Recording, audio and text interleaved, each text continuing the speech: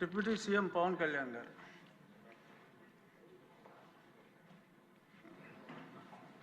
Thank you sir.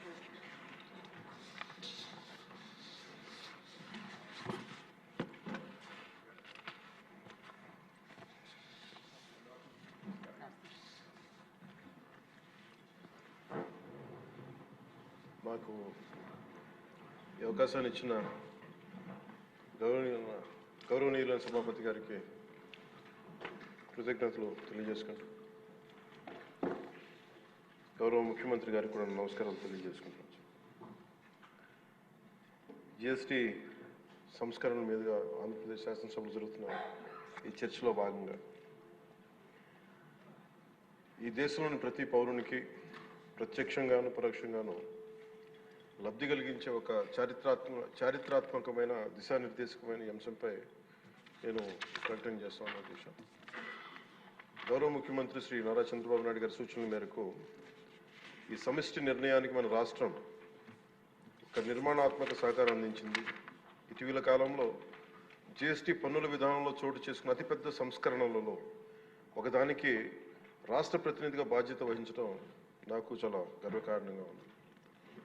గౌరవ ప్రధానమంత్రి శ్రీ నరేంద్ర మోదీ గారు 2025 ఆగస్టు 15న 79వ స్వాతంత్ర దినోత్సవ సందర్భంగా ఎర్రకోట నుండి చేసిన జిఎస్టీ 2.0 సంస్కరణల చారిత్రాత్మక ప్రకటన దేశ ప్రగతికి బాటలు వేస్తూ ఉంది. ఈ సంస్కరణలను ముందుండి నడిపిన గౌరవ కేంద్ర ఆర్థిక మంత్రి శ్రీమతి నిర్మలా సీతారామన్ గారి కృషి ప్రత్యేకంగా అభినందనీయం. జిఎస్టీ మండలి 56వ సమావేశంలో వాటిని ఆమోదించింది. గౌరవ ముఖ్యమంత్రి శ్రీ నారా చంద్రబాబు నాయుడు గారి రాష్ట్ర ఆదాయాలకు ప్రత్యేకించి అనేక సందర్భాల్లో ముఖ్యంగా జిఎస్టీ వచ్చిన తర్వాత గౌరవ ముఖ్యమంత్రి గారు ఒక సందర్భంలో అన్న మాటలు రాష్ట్ర ఆదాయాలకి నష్టం కలుగుతున్నప్పటికీ కూడా సామాన్యుల ప్రయోజనాల కోసం విధానాన్ని మనం బలంగా సమర్థించాలని చెప్పి ఈరోజు వారు కూడా దీన్ని బలంగా సమర్థించారు అధ్యక్షతని.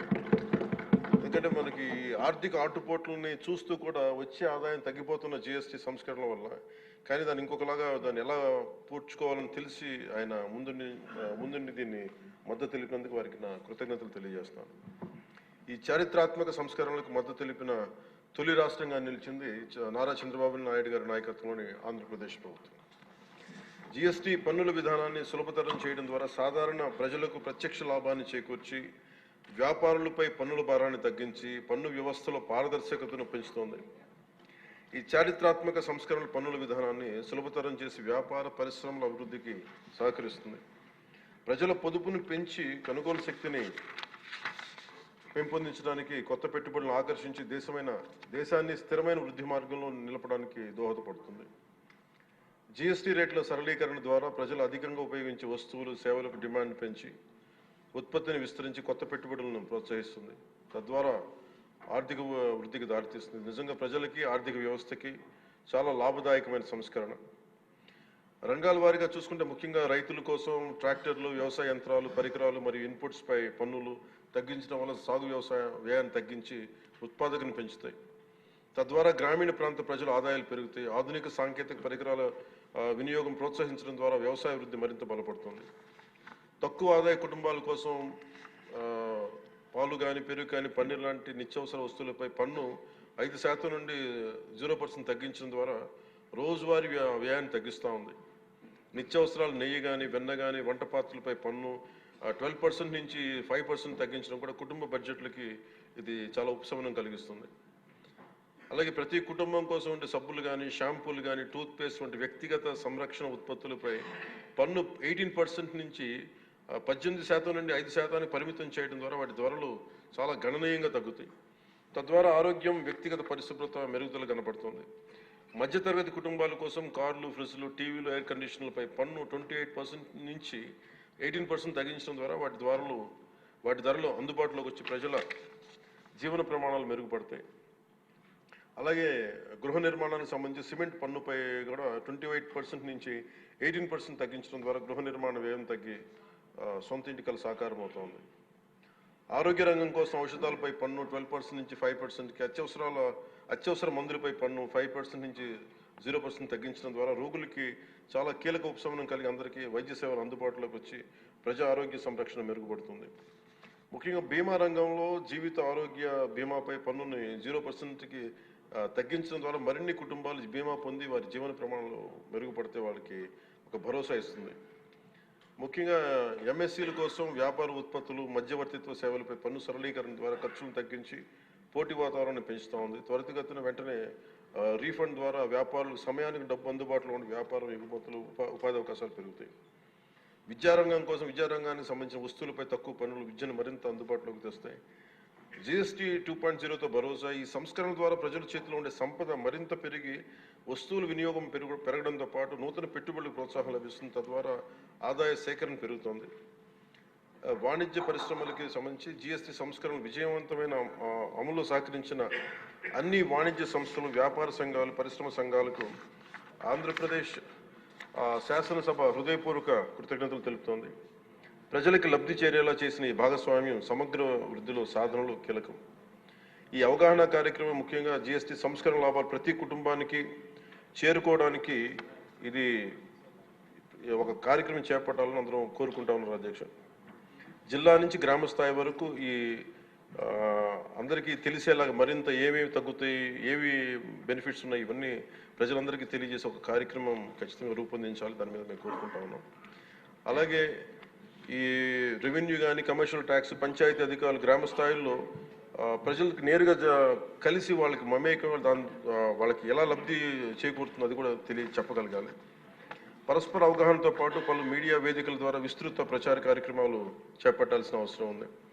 ఈ కార్యక్రమం ప్రధాన లక్ష్యం ప్రతి కుటుంబం జీఎస్టీ సంస్కరణల గురించి తెలుసుకుని వాటిని లాభాలు పొందాలని మనస్ఫూర్తిగా కోరుకుంటూ ఆంధ్రప్రదేశ్ ప్రభుత్వం ఈ చారిత్రాత్మక మార్గదర్శక సంస్కరణలు ఆహ్వానిస్తూ ప్రజల ఆర్థికాభివృద్ధి కోసం వాటి విజయవంతమైన అమలుకు సంపూర్ణ మద్దతు ప్రకటిస్తుంది. థ్యాంక్ యూ అధ్యక్ష. జై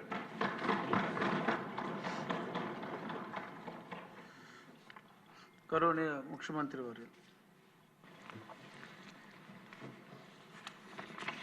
దసరా రోజు నుంచి మళ్ళీ దీపావళి 20వ తారీఖు, మళ్ళీ దీపావళి వరకు దీన్ని మొన్న ఏ విధంగా అయితే యోగా మనం రాష్ట్రం మొత్తం ఒక అవేర్నెస్ తేవడానికి మనం ప్రాక్టీస్ చేశాము. ఇక్కడే మీరు గుర్తుపెట్టుకోవాలి, 30 ఏళ్ల ముందు నేను యోగా చేసేవాడిని. ఈ మధ్య ఫిజికల్ ఎక్సర్సైజ్కి వెళ్ళా. మొన్న యోగా ఇది చేసిన తర్వాత ఇప్పుడు వారానికి 3 రోజులు కంపల్సరీగా మళ్ళీ యోగా చేస్తున్నా. దీనివల్ల బాడీ చాలా ఫ్లెక్సిబిలిటీ వస్తూ ఉంది. మీరు కూడా ఆ రోజు ప్రోగ్రామ్ ఇస్తే ఒకరోజు ఫోటోల కోసం చేసి వదిలేశారు. కనీసం ఇప్పటి నుంచి మీరు ప్రారంభించండి. It will give so much of strength and relief కూడా ఇవన్నీ వస్తాయి. అందుకే every house hold, every village, every business establishment రాష్ట్రం మొత్తం అవేర్నెస్ తీసుకొచ్చేట్టుగా ఈ రిఫార్మ్ని సద్వినియోగం చేసుకున్నట్టుగా దీనివల్ల next level of development growth వేడిగా మనం చేయాల్సిన అవసరం ఉంది. దీనికోసం ఒక క్యాబినెట్ సబ్ కమిటీ వేస్తాం. 22న యాక్షన్ ప్లాన్ తయారు చేస్తాం. ఎమ్మెల్యేలు, ఎంపీలు అందరూ దీంట్లో ఇన్వాల్వ్ అవుతున్నారు. మీరు అందరూ కలిసి చేయాల్సిందిగా మరొకసారి కోరుకుంటూ, ఇది మనందరం కూడా మొన్న యోగా ఎట్లా చేశామో ఆ విధంగా చేయాల్సిన అవసరం ఉంది. Next goal is very clear.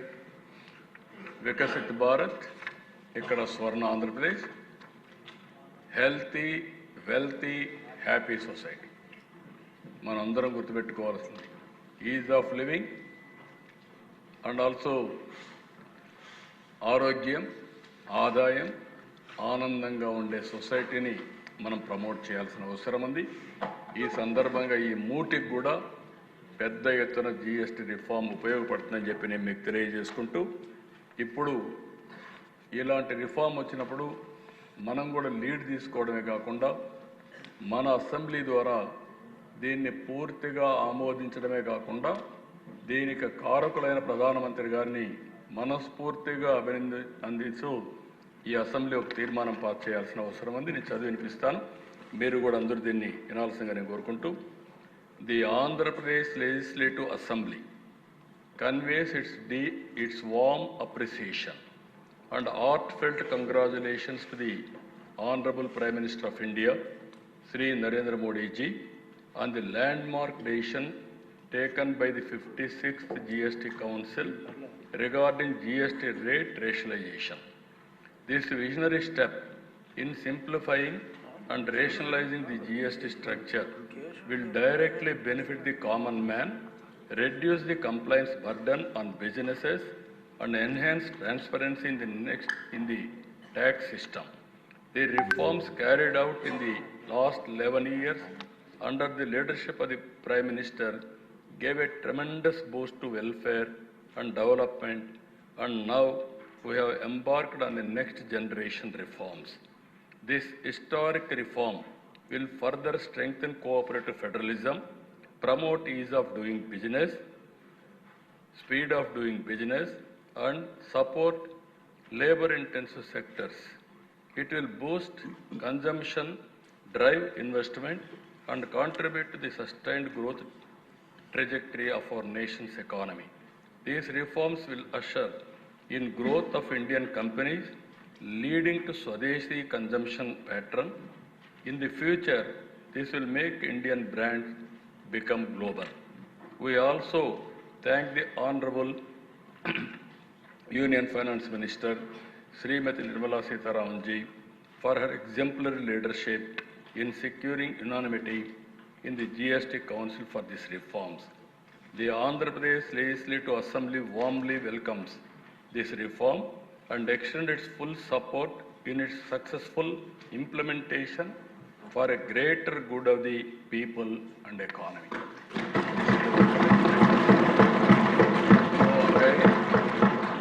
మనందరం కూడా ఇలాంటి చరిత్రలో ఒకసారి కొన్ని సంఘటనలు జరుగుతూ ఉంటాయి. కొంతమంది చరిత్రలో జరిగే సంఘటనలు అర్థం చేసుకోలేరు, కొంతమంది దాన్ని సహకరించలేరు. ఆ పరిస్థితుల్లోనే ఈరోజు అపోజిషన్ పార్టీ ఉంది. ఈరోజు మనం ఒకసారి చూస్తే ఏ రాజకీయ పార్టీ అయినా ఒక బాధ్యతగా ప్రవర్తించాల్సిన అవసరం ఉంది. ఎందుకు నేను ఈ మాట వాడుతున్నానంటే, చరిత్ర అనేది ఒకరితో రాలేదు, ఒకరితో ముగిసే పరిస్థితి రాదు. సమాజ హితం కోసం రాజకీయ పార్టీలు ప్రజల పక్షాన్ని ఎప్పటికప్పుడు వాళ్లకు చేతనైనంత వరకు సహకరించాల్సిన బాధ్యత ఉంటుంది. ఈరోజు ఇలాంటి ఒక బ్రహ్మాండమైన రిఫార్మ్ ఈ దేశంలో వస్తూ ఉంటే, ఈ రిఫార్మ్ను అర్థం చేసుకుని దాన్ని సహకరించాల్సింది పోయి అసెంబ్లీకి రాలేదంటే వాళ్ళ దురదృష్టం, వాళ్ళకు ఎవరికి అర్థం కాదు. నేను ఇక్కడుండే ఎమ్మెల్యేలందరినీ కోరుతున్నా, ఎమ్మెల్యే అనే వ్యక్తి అసెంబ్లీ ద్వారా ప్రజా సమస్యల్ని రేజ్ చేయడమే కాకుండా భవిష్యత్తులో ప్రజలు ఏ విధంగా ఉండాలి అనేదానికి పాలసీలు నిర్దేశించాల్సిన బాధ్యత మనందరిపైన ఉంటుంది. మీరు గుర్తుపెట్టుకోవాల్సిన దిశ, ప్రధానమంత్రి గారు 11 ఏళ్లలో 10వ లార్జెస్ట్ ఎకానమీ నుంచి 3వ లార్జెస్ట్ ఎకానమీకి తీసుకొస్తారు. ఇప్పుడు 4వ లార్జెస్ట్, రేపు 3వ లార్జెస్ట్కి వస్తారు. అదే మరి ఆయనకు ఒక ఎయిమ్ కూడా ఉంది, నెంబర్ 2 కావాలి, నెంబర్ 1 కావాలి. ఒక పబ్లిక్ పాలసీ ఎంత పవర్ఫుల్ అంటే 95 ప్రాంతంలో మనం నాలెడ్జ్ ఎకానమీకి ప్రాధాన్యత ఇస్తే, ఈరోజు హైయెస్ట్ పర్ క్యాపిటా ఇన్కమ్కు చిరునామా ఏదంటే తెలంగాణ రాష్ట్రం. మోస్ట్ లివబుల్ సిటీ ఏదంటే తెలంగాణ రాష్ట్రం. ఒక ఐటీ పాలసీ వల్ల మీరు చూస్తే ఈరోజు ప్రపంచం మొత్తం తెలుగు వాళ్ళు వెళ్ళారు. ఎక్కడ తెలుగువాడున్నా నెంబర్ 1 పర్ క్యాపిటా ఇన్కమ్ ఎవరిదంటే తెలుగువాడు సంపాదించే పరిస్థితికి వచ్చారు. ఇవన్నీ 25 సంవత్సరాలు. అలాంటి రిఫార్మ్స్ తీసుకొస్తే తప్ప మనం ఇది సాధించలేము. ఆ రోజు కూడా నన్ను ఎగతాళి చేశారు, చాలామంది ఎగతాళి చేశారు. ఐటీ తిండి పెడుతుందా, ఐటీ ఎందుకు అని ఇది చేశారు. అప్పుడు ఇంజనీరింగ్ కాలేజ్ చేసి ఇంజనీరింగ్ కాలేజ్ ఏం చేస్తావు, ప్రైవేట్ కాలేజ్ ఎందుకు పెట్టాలి, గవర్నమెంటే పెట్టచ్చు కదా, ఇవన్నీ కూడా విమర్శలు వచ్చాయి. ఆ విమర్శలకు నేను కానీ భయపడి ఉంటే ఈరోజు హైదరాబాద్ నమూనా ఉండేది కాదు, తెలుగువాడు ప్రపంచం మొత్తం రాణించేవాడు కాదు. అందుకే ఇలాంటి రిఫార్మ్ని స్వాగతించాలి, లేకుంటే అర్థం చేసుకోవడానికన్నా ప్రయత్నం చేయాలి. ఈ రెండూ లేకుండా పోవడం బాధాకరం. ఇక్కడుండే ఎమ్మెల్యేస్ అందరినీ కోరుతున్నా, మీరు గుర్తుపెట్టుకోవాల్సింది assembly is a learning centre. కొత్తగా వచ్చిన ఎమ్మెల్యేలు ఎక్కువ సమయం కూర్చోవాలి. ఈరోజు బీఏసీలో కూడా ఒకటి రిక్వెస్ట్ చేసి ఒక నిర్ణయం, ఉదయం 10 to 5, 1 to 2 lunch break, 2 to 5 మళ్ళా సమావేశం అవుతాం. ఈ 6 గంటలు మనసు పెట్టి మీరు ఇక్కడ కూర్చోవాలి, లోపల కూర్చోవాలి, సమస్యలు అర్థం చేసుకోవాలి. మంత్రులు కూడా బాధ్యతగా లోపల ఉండాలి. అదే సమయంలో ఆఫీసర్లు కూడా ఈ గ్యాలరీలో ఉండాలి. ఆ సబ్జెక్ట్ వచ్చినప్పుడు ఆఫీసర్లు కంపల్సరీగా ఉండాలి. బాధ్యతగా మనందరం ప్రవర్తించాలి. ఈ అసెంబ్లీ ఇక్కడుండే 175 మంది కోసం కాదు, 5 కోట్ల భవిష్యత్తు కోసం, వాళ్ళ సమస్యల్ని పరిష్కారం చేయడం కోసం, అనునిత్యం వాళ్ళ గురించి ఆలోచించే వేదిక. నేను ఒకటే చెప్తున్నా, చట్టసభలు అనేటివి పవిత్రమైన దేవాలయాలు. ఈడ తీసుకునే నిర్ణయాలన్నీ ప్రజాహితం కోసం తీసుకునే నిర్ణయాలు. మన దేవాలయానికో, చర్చికో, లేకుంటే మసీదుకి ప్రార్థనలు చేస్తాం, నమ్మకం. కానీ ఇక్కడ మనం చేస్తే అది వాస్తవం, ప్రజల జీవితాల్లో మార్పు వస్తుంది. అలాంటి పవిత్రమైన ఈ దేవాలయంలో నేను చాలా విషయాలు చూశాను అధ్యక్ష. ఒకప్పుడైతే ఐడియాలజికల్గా ఫైట్ చేసేవాడు. తర్వాత డికేడ్స్ టుగెదర్ సమస్యలు, నీళ్లు లేవని నీళ్ల మధ్య ఎమ్మెల్యేలు ఆ ప్రాంతం ఈ ప్రాంతం కొట్టుకునేవాడు. ఆ తర్వాత కరెంటు మీద కొట్టుకుంటే మేమందరం అసెంబ్లీకి వాయిదా వేసి పొలాన్ని చూసి మళ్ళా వచ్చేవాడిని హెలికాప్టర్ వేసుకొని. ఈరోజు కొత్త సమస్యలు వచ్చాయి, కొత్త అవకాశాలు వచ్చాయి. ఇవి మీరంతా అధ్యయనం చేసుకుంటే దానివల్ల ప్రజలకు, మనం నమ్ముకున్న ప్రజలకు, మనం ఓట్లేసిన ప్రజలకు న్యాయం జరుగుతుంది. అందుకే ఈ జిఎస్టీ కూడా మీరందరూ స్టడీ చేయాలి. స్టడీ చేసి దీనివల్ల ఏ లాభాలు ఉన్నాయో మీరు ఆలోచించుకొని ఈ అసెంబ్లీ వేదిక ద్వారా మీరు చెప్పగలిగితే, నేను ఇప్పుడు ఒక కమిటీ వేస్తామని చెప్పాం, ఆ కమిటీకే అప్పచెప్తాం. ఈ క్యాంపెయిన్ చేయడమే కాదు, ప్రజల మనోభావాల అనుగుణంగా రాష్ట్ర ప్రభుత్వం 100 రోజుల్లో మనమేమేమి మార్పులు తేగలుగుతామో, ఏమేమి రిఫార్మ్స్ తేగలుగుతామో ఆ రిఫార్మ్స్ అన్నీ తీసుకొస్తానని మరొకసారి మీ అందరికీ తెలియజేసుకుంటూ, నా ఆశ ఒకటే, 15% గ్రోత్ రేట్ రావాలి. భారతదేశం ప్రపంచంలో నెంబర్ 1 ఉంటే ఆంధ్రప్రదేశ్ రాష్ట్రం భారతదేశంలో నెంబర్ 1గా ఉండాలి. ప్రపంచంలోనే అగ్ర జాతిగా తెలుగుదేశం ఉండాలన్న కోరిక. ఇది సాధ్యం కావాలంటే మనందరం సమిష్టిగా ఆలోచించి రేపు జరగబోయే పని ఈరోజే మనం చేయగలిగితేనే జరుగుతాయి. దయచేసి అందరూ సహకరించాల్సిందిగా నేను కోరుకుంటూ, మరొకసారి అధ్యక్ష, నేను చాలా విషయాలు చాలాసార్లు చూశాను. Today it is a wonderful day, historical day. ఎందుకంటే దీన్ని విజువలైజ్ చేయగలిగిన వాళ్ళకి అర్థమవుతుంది. లేకపోతే విజువలైజ్ చేయలేకపోతే మామూలులే జిఎస్టీ వస్తే నాకేం వచ్చింది అనుకుంటే మనం ఇక్కడే ఉంటాం. ఇది ఒక వ్యక్తికి కాదు, ఒక దేశాన్ని, నెక్స్ట్ జనరేషన్ని ముందుకు తీసుకుపోయే రిఫార్మ్ ఇది. ఇలాంటివి ఇంకా మనం కొన్ని తేవాల్సిన అవసరం ఉంది. ఇవి తెస్తే మాత్రం ఈ దేశం నాకు ఏమాత్రం అనలేదు. ప్రపంచం ఒకప్పుడు 100 సంవత్సరాల కంటే ముందు మన బానిస దేశం, 100 సంవత్సరాల తర్వాత నెంబర్ 1 దేశంగా ప్రపంచానికి ఆదర్శంగా ఉంటామని చెప్పి తెలియజేసుకుంటూ, ఈ అవకాశాన్ని ఇచ్చిన మీకు కూడా నా నమస్కారాలు, ధన్యవాదాలు. Thank you.